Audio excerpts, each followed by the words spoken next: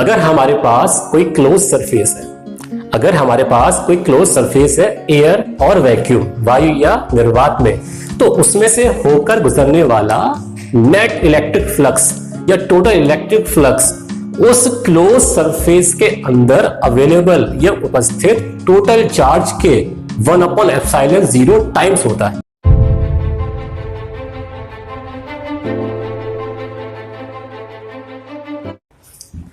Hello and welcome to Shariq epic YouTube channel. आज हम start करने वाले हैं गॉस लॉ से रिलेटेड प्रॉब्लम्स के बारे में, कुछ न्यूमेरिकल प्रॉब्लम और कुछ बेसिक प्रॉब्लम, जिसके द्वारा हमें गॉस लॉ को अंडरस्टैंड करने में काफी हेल्प मिलने वाली है। चलिए स्टार्ट करते हैं। जैसे कि मेरे सामने यहाँ एक न्यूमेरिकल है, हमारे पास 3 सरफेस दे रखे हैं S1, S2 और S3। उसने कहा इन सरफेस से अलग अलग निकलने वाला इलेक्ट्रिक फ्लक्स कितना होगा, ये हमको फाइंड करना है। क्योंकि ये इलेक्ट्रिक फ्लक्स आप देख सकते हैं, सरफेस जो है ना ये क्लोज्ड है और क्लोज सरफेस के लिए हम यूज करते हैं गॉस थ्योरम का। तो यहाँ हम गॉस थ्योरम को जब यूज करने वाले हैं या गॉस लॉ को जब हम यूज करने वाले हैं तो पहले हम चेक करते हैं S1 सरफेस के लिए। तो जैसे कि हमारे पास आप देख सकते हैं Q1 की वैल्यू है 10 माइक्रो कूलम। इसको हम चेंज कर लेते हैं, Q1 is equal to 10 into 10 to power minus 6 coulomb. Find करना है हमको phi e, then use Gauss law. phi e is equal to Q/ε0 और यहां लगाया हमने Q1। अब Q1 लगा देने के बाद 10 इंटू 10 टू पावर माइनस 6 था, ये 10 टू पावर माइनस 5 हो गया। अब इसके बाद ε0 की वैल्यू कितनी है वो हम चेक कर लेते हैं, 8.854 इंटू 10 टू पावर माइनस 12। और जब हम इसको सॉल्व करेंगे तब इसका यूनिट भी आसानी से हम लिख सकते हैं। तो इसका यूनिट क्या बनेगा आप लोग बता सकते हैं। जैसे कि मैंने आपको फॉर्मूला बताया था E इंटू ए, तो E का यूनिट न्यूटन पर कूलम और A का यूनिट मीटर स्क्वायर। तो क्या बना यूनिट हमारा, न्यूटन मीटर स्क्वायर पर कूलम। तो कभी भी हमें यूनिट याद करने की कोई भी जरूरत नहीं है, हम यूनिट को डायरेक्ट किसी भी फॉर्मूले से फाइंड कर सकते हैं। इसके अलावा अगर हम बात करेंगे भाई S2 सरफेस की, तो S2 सरफेस के अंदर कितने चार्ज है, क्योंकि गॉस लॉ हमसे क्या कहता है, किसी भी क्लोज सरफेस के अंदर जितने चार्जेस होते हैं उनका जो सम होता है ना, उसका 1/ε0 गुना इलेक्ट्रिक फ्लक्स के इक्वल होता है अकॉर्डिंग टू गॉस थ्योरम। इस रीजन से Q1 और Q3 हमें क्या करना पड़ेगा, आपस में ऐड करना पड़ेगा। चलिए इसको ऐड करते हैं सेकंड पार्ट के लिए हम। तो Q इन माने हो गया अंदर वाला आवेश, तो यह है हमारे पास Q1 plus Q3।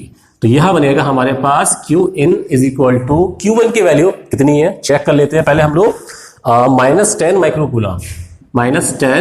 Coulomb plus Q3 की वैल्यू कितनी है, फाइंड आउट माइनस का 10 माइक्रो कूलम। लगता है कुछ प्रॉब्लम हो गई। हाँ, Q1 की वैल्यू है प्लस 10 माइक्रो कूलम और Q3 की वैल्यू है माइनस का 10 माइक्रो कूलम। तो ये आपस में क्या हो जाएगा, कैंसिल। और जब इन चार्ज की वैल्यू ही 0 है तो इसका मतलब इलेक्ट्रिक फ्लक्स की वैल्यू भी हमारे पास सेकंड पार्ट में कितनी होने वाली है, 0 होने वाली है।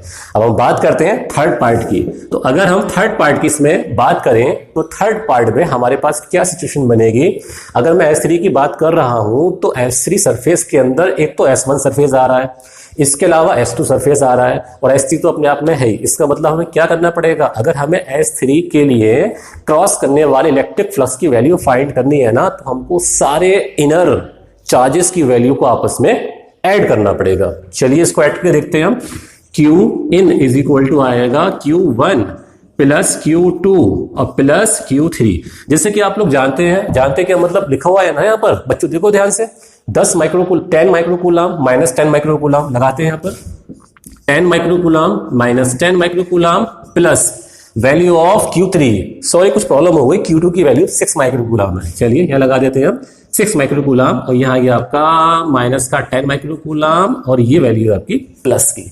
अब इसके बाद आपस में ये क्या हो जाएगा, cancel. Then the value is 6 into 10 to power minus 6 coulomb. क्योंकि सबसे पहले बच्चों हमको एक काम करना पड़ता है कि हमें माइक्रो कूलम को कूलम में भी चेंज करना पड़ता है, जो कि हमने यहाँ पर कर दिया। अब कर देने के बाद यहाँ पर हम लगाते हैं इलेक्ट्रिक फ्लक्स का फॉर्मूला। तो इलेक्ट्रिक फ्लक्स का फॉर्मूला गॉस लॉ के अकॉर्डिंग क्या होता है, phi E is equal to Q upon epsilon 0। अब क्यू की वैल्यू कितनी है हमारे पास 6 इंटू 10 टू पावर -6। एप्सिलॉन 0 की वैल्यू जिसको हम कहते हैं परमिटिविटी ऑफ वैक्यूम, ये निर्वात की वैद्युशीलता 8.854 into 10 to power -12 coulomb square per newton metre square. Value आप लगा देंगे और यहां से इलेक्ट्रिक फ्लक्स की वैल्यू फाइंड कर लेंगे। तो ये जैसा कि इस क्वेरी में पूछा गया था, हमने तीनों सरफेस के लिए अलग अलग वैल्यू फाइंड कर दी। तो बच्चों अब हम बात करने वाले हैं गॉस लॉ के ऊपर सेकंड प्रॉब्लम की, कि गॉस लॉ के ऊपर सेकंड प्रॉब्लम हमारी क्या बनने वाली है। चलिए बच्चों देखते हैं उस प्रॉब्लम को, और उससे पहले हम इसका डायग्राम जो है इसको पहले क्लीन कर देते हैं। तो डायग्राम मैंने क्लीन किया और करने के बाद ये काम किया। उसने ये कहा कि हमारे पास कोई एक क्यूब है, उस क्यूब की जो आपकी कह सकते हैं भुजाएं, जो उनकी लेंथ है सारी की सारी वो स्मॉल ए है। कितनी बताई उसने? स्मॉल ए। अगर उस क्यूब के सेंटर पर स्मॉल क्यू चार्ज रखा हुआ है, तब ये बताइए क्यूब के टोटल सरफेस से निकलने वाला फ्लक्स कितना होगा। ये बताइए क्यूब के किसी भी एक सरफेस से निकलने वाला फ्लक्स कितना होगा। और ये बताइए अगर चार्ज की पोजीशन हम क्यूब के सेंटर से चेंज कर दें तो इलेक्ट्रिक फ्लक्स पर क्या इफेक्ट पड़ने वाला है। चलिए पहले हम इसका डायग्राम बना लेते हैं। यहां पर तो जैसे कि यहां पर मैंने एक क्यूब तैयार किया हुआ है, देख सकते हैं आप लोग। थोड़ा ज्यादा अच्छा नहीं बनाया बच्चों मैंने, यहां पर एक क्यूब बना दिया है। तो ये क्यूब मैंने इस तरीके से तैयार कर देने के बाद, तो जैसे ही मैंने ये क्यूब आपका यहां पर तैयार कर दिया तो देखने में काफी अच्छा लग रहा है, हालांकि स्टार्टिंग में अच्छा नहीं लग रहा था।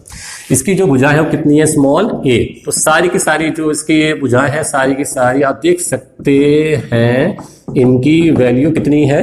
स्मॉल ए है। ठीक है, अब स्मॉल ए वैल्यू बन जाने के बाद इसके सेंटर पे चार्ज कितना रखा हुआ है? Small Q. तो सेंटर कहां है इसका? बीच में। चार्ज कितना है हमारे पास? Small Q.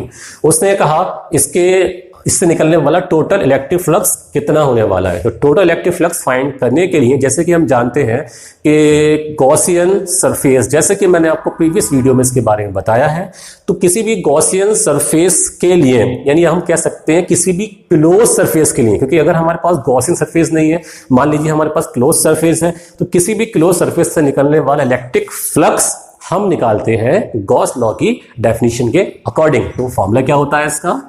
Phi E is equal to Q upon epsilon 0। ये हमारा पहला आंसर, क्योंकि ये क्या है हमारा? Total electric flux. जैसे कि मैंने आपको रिमाइंड कराया था गॉस प्रमेय के स्टेटमेंट में प्रीवियस वीडियो में। अब इसके बाद अगर उसने कहा एक सरफेस से, सरफेस का मतलब एक फलक से, तो हम चेक करते हैं क्यूब में कितने सरफेस होते हैं। 1 2 3 4 5 6 सरफेस है। तो कहने का मतलब यह है कि भाई 6 सरफेस से इतना इलेक्ट्रिक फ्लक्स आउट हो रहा है, तो एक सरफेस से कितना इलेक्ट्रिक फ्लक्स आउट होगा? तो बहुत सिंपल हो गया, 6 के लिए इतना तो 1 के लिए कितना? 6 से इसमें डिवाइड करना पड़ेगा। तो क्या बनेगा हमारा सेकंड आंसर जो बनेगा हमारा, phi E is equal to Q upon 6 epsilon 0। ये हमारा इसका सेकंड आंसर तैयार हो गया। अब इसके बाद से क्या कहा? इस चार्ज को अगर हम यहां से हटा के मतलब कहीं भी अरेंज कर दें, क्या टोटल इलेक्ट्रिक फ्लक्स पर कोई इफेक्ट पड़ने वाला है? तो आप लोग कहेंगे नहीं सर, कोई इफेक्ट नहीं पड़ने वाला, क्योंकि आवेश कहीं भी, चार्ज कहीं भी क्लोज सरफेस के अंदर अरेंज कर दिया जाए, उसके टोटल इलेक्ट्रिक फ्लक्स पर कोई इफेक्ट नहीं पड़ता है। लेकिन बट एक प्रॉब्लम है। अगर आपने चार्ज की पोजीशन चेंज की तो जितने भी सरफेस हैं, इन सरफेस से निकलने वाला जो अलग अलग इलेक्ट्रिक फ्लक्स है वो चेंज हो सकता है। देखिए अब टोटल इलेक्ट्रिक फ्लक्स चेंज नहीं होगा, बट जो अलग अलग सरफेस हैं, लेफ्ट है, राइट है, अहेड है, बैक है, अप है, डाउन है, इनके इलेक्ट्रिक फ्लक्स चेंज हो सकते हैं, बट टोटल इलेक्ट्रिक फ्लक्स में कोई इफेक्ट नहीं पड़ने वाला। तो ये हमारी प्रॉब्लम नंबर सेकंड थी। अब इसके बाद हम बात करते हैं, हमारा गॉस लॉ पूरा कंप्लीट हो चुका है। तो मैंने आपको शायद पहले भी बताया था कि भाई किस तरीके से गॉस लॉ के बारे में हम जान सकते हैं कि भाई गॉस लॉ का यूज क्या है। तो मैंने आपसे कहा था भाई अगर हमारे पास कोई ऑब्जेक्ट है और ऑब्जेक्ट पर जो चार्ज डिस्ट्रीब्यूशन है सिमेट्रिक है, बिल्कुल एक जैसा है, तो उसके लिए हम इलेक्ट्रिक फील्ड फाइंड कर सकते हैं। गॉस लॉ का देखो बच्चों बेसिक सा यूज यही होता है कि हम शॉर्ट तरीके से इलेक्ट्रिक फील्ड के फॉर्मूले फाइंड कर सके। जैसे कि अगर हमारे पास कोई सरफेस है, लेट कर लीजिए अगर हमारे पास कोई सरफेस है और इलेक्ट्रिक फील्ड जो है सरफेस के बिल्कुल पैरेलल है।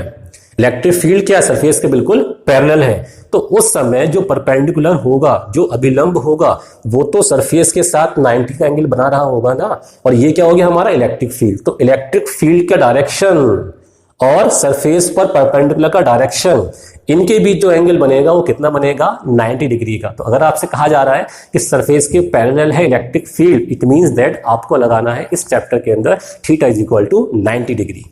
और अगर मैंने आपसे कहा, मैंने क्या, अगर किसी क्वेरी के अंदर कहा गया किसी भी सरफेस के लिए इलेक्ट्रिक फील्ड की वैल्यू 0 है, बताओ इलेक्ट्रिक फ्लक्स कितना होगा, तो आप बताएंगे बच्चों इलेक्ट्रिक फ्लक्स की वैल्यू भी 0 होने वाली है। और अगर आपसे कहा जाए क्या इलेक्ट्रिक फ्लक्स जो है सरफेस के परपेंडिकुलर है, उस समय आप एंगल कितना लगाएंगे, तो उस टाइम आपको एंगल लगाना है 0 डिग्री। क्यों?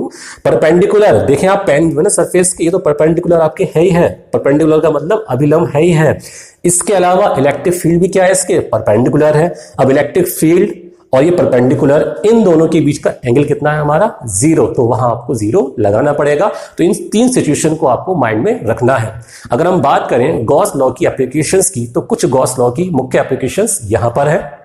हम बात करते हैं first application of Gauss law की। तो पहली एप्लीकेशन है पॉइंट चार्ज के कारण इलेक्ट्रिक फील्ड इंटेंसिटी फाइंड करना, या गॉस लॉ की हेल्प से कूलाम के लॉ को डिटेक्ट करना। अब इसके अलावा अगर हम बात करें सेकंड पॉइंट की, तो सेकंड पॉइंट क्या है, अनंत लंबाई के चालक तार के समीप वैद्युत क्षेत्र की तीव्रता गॉस प्रमेय की सहायता से ज्ञात करना। अगर हम थर्ड पॉइंट की बात करें, तो थर्ड पॉइंट इसमें आता है अनंत विस्तार की समतल आवेशित अचालक चादर के समीप वैद्युत क्षेत्र की तीव्रता। अगर हम बात करें अगले पॉइंट की, तो अगला पॉइंट हमारा निकल करके आता है किसी भी गोलीय कोश के कारण या किसी भी गोलीय कोश के समीप वैद्युत क्षेत्र की तीव्रता। तो इन पॉइंट्स को रिमाइंड करने के लिए, जैसे कि मैंने आपको प्रीवियस वीडियो में बताया था चार्ज डिस्ट्रीब्यूशन के बारे में बच्चों, तो मैंने जो आपको चार्ज डिस्ट्रीब्यूशन के बारे में बताया था वो गॉस लॉ के इन एप्लीकेशंस के लिए ही बताया था।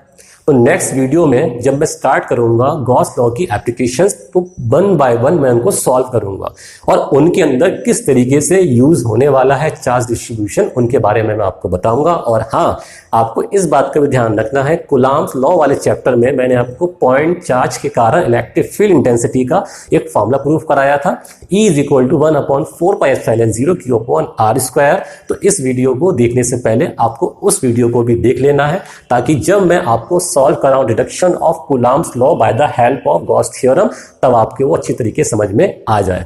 तो नेक्स्ट वीडियो में मैं इन्हीं पार्ट्स को लेकर के आऊंगा। So don't miss my next video, the application of Gauss law. और अगर आपने अभी तक मेरा चैनल सब्सक्राइब नहीं किया है, then subscribe my YouTube channel Shariq epic.